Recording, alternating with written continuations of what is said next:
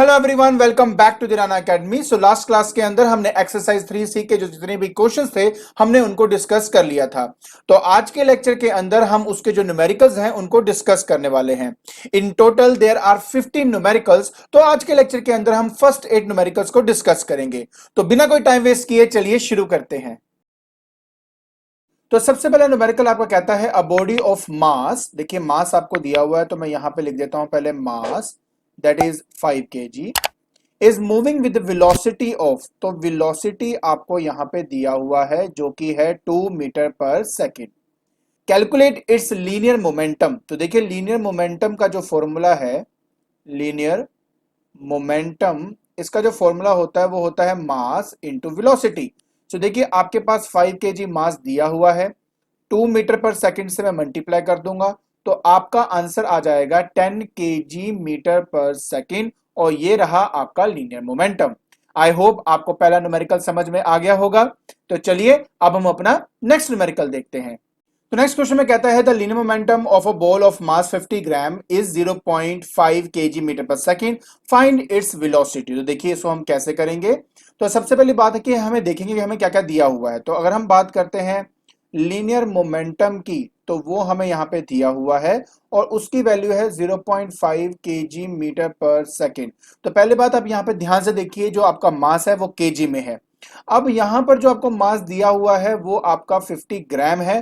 तो सबसे पहला स्टेप है कि इसको डिवाइड बाय 1000 करके हम इसको कन्वर्ट कर लेंगे केजी के अंदर। तो ये आ जाएगा 0.05 kg। क्लियर हो गया। अब मुझे फाइंड करनी थी वेलोसिटी। अब जहां तक मोमेंटम के फॉर्मूले की बात करें तो वो मास इंटू वेलोसिटी होता है। तो वेलोसिटी आ जाएगा मोमेंटम डिवाइडेड बाय मास।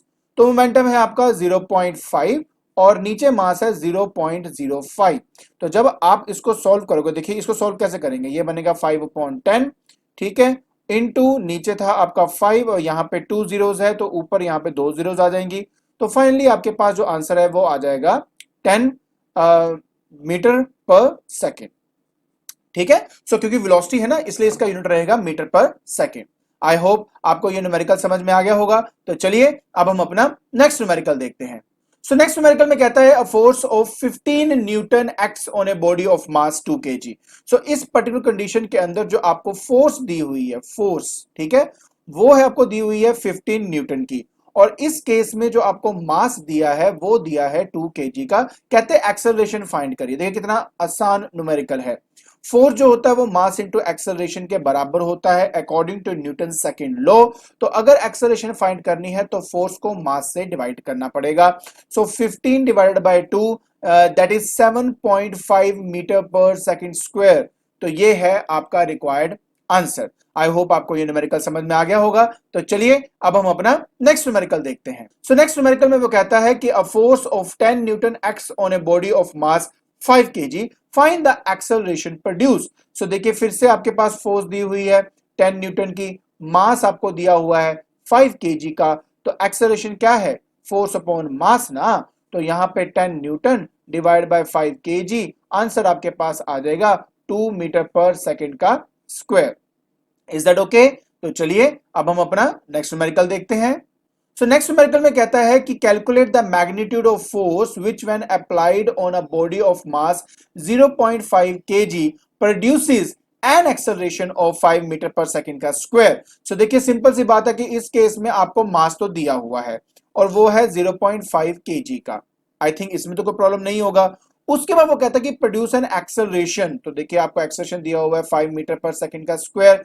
अब आपको बोला जा रहा है कि आप फाइंड करिए इसमें फोर्स। तो according to Newton second law F is equal to m into A होता है। यहाँ पे 0.5 इंटू एक्सेलरेशन में आपके पास 5 आ जाएगा, मल्टीप्लाई करेंगे तो आपका आंसर आएगा 0.5 न्यूटन। क्योंकि न्यूटन इसका ऐसा यूनिट है तो आप यहाँ पे न्यूटन ही लिखेंगे।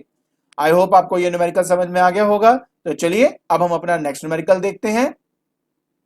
सो नेक्स्ट न्यूमेरिकल में कहता है a force of 10 newton acts on a body of mass 2 kg for 3 second initially at rest. तो जब भी हम कहते हैं ना कि it is initially at rest तो इसका मतलब होता है कि उसकी जो इनिशियल वेलोसिटी है, इनिशियल वेलोसिटी जिसको हम u से रिप्रेजेंट करते हैं वो आपका जीरो होगा। ठीक है। अगर क्वेश्चन में होता कम्स टू रेस्ट तो फाइनल वेलोसिटी आपकी जीरो होती, इनिशियली रेस्ट पे है तो आपकी इनिशियल वेलोसिटी यहां पे क्या होगी, जीरो होगी। कहते calculate the velocity acquired by the body.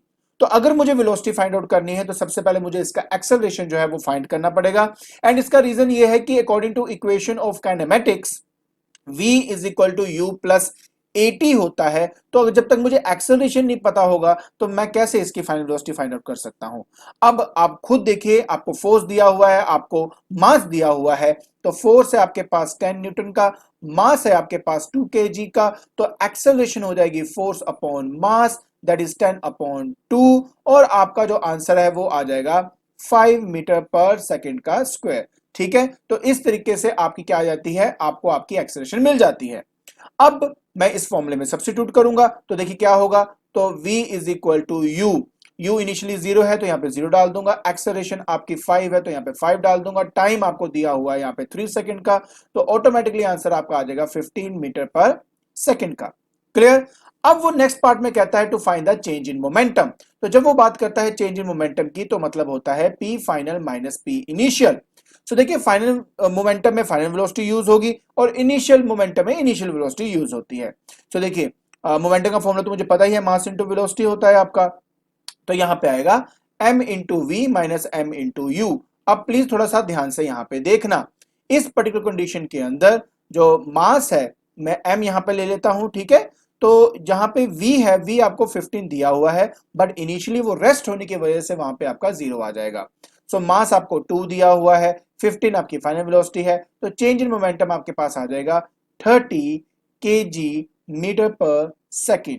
तो ये रहा आपका रिक्वायर्ड आंसर। आई होप आपको ये न्यूमेरिकल और उसका जो सॉल्यूशन है वो समझ में आ गया होगा। तो चलिए अब हम देखते हैं अपना नेक्स्ट न्यूमेरिकल।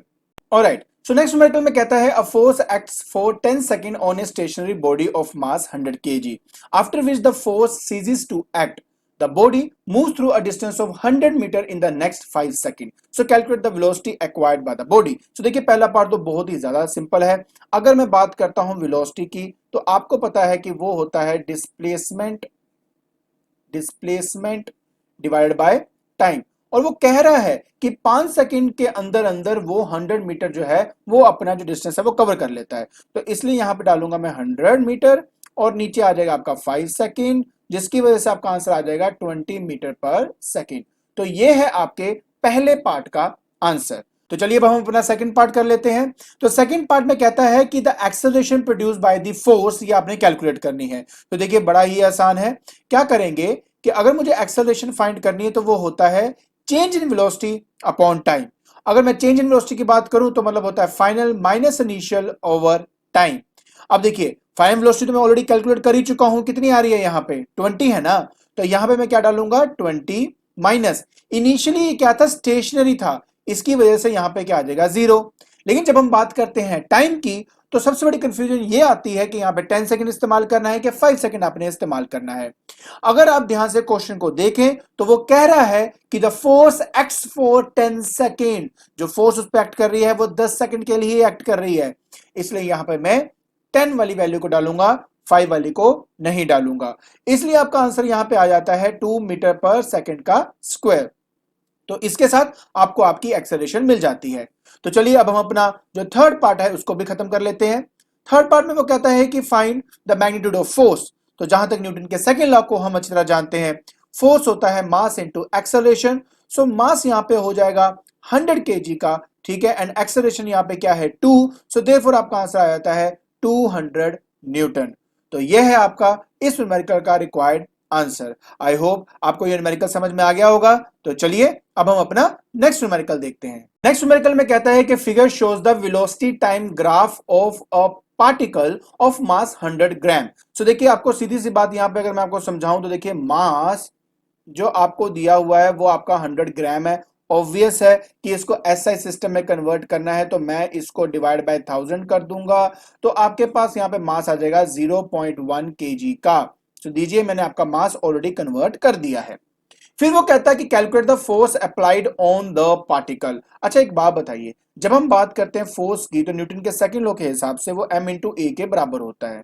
जहां तक मास की बात है वो तो मुझे मिल गया है, लेकिन एक्सेलरेशन कहां से आएगी, वो इस ग्राफ से आएगी। इफ यू रिमेंबर, जब हमने स्टडी किया था वेलोसिटी टाइम ग्राफ, तब मैंने आपको ये बात बताई थी कि अगर वेलोसिटी टाइम ग्राफ हो तो उसका अगर मैं क्या फाइंड करूं, स्लोप, तो मुझे हमेशा एक्सेलरेशन मिलता है। अब स्लोप का मतलब क्या होता है कि वाई एक्सिस में जो चेंज आया डिवाइड बाय एक्स एक्सिस में जो चेंज आया। वाई में जो चेंज आएगा वो वेलोसिटी का चेंज होगा और एक्स में जो चेंज आएगा वो आपका टाइम का चेंज होता है। ठीक है, सो मैं कोई भी 2 पॉइंट ले सकता हूं ना इसके अंदर, तो मैं क्या कर रहा हूं, मैं जानबूझ के ना ये 2 एक्सट्रीम पॉइंट्स ले रहा हूं बिकॉज इसकी डायरेक्ट वैल्यू मुझे मिल जाएगी।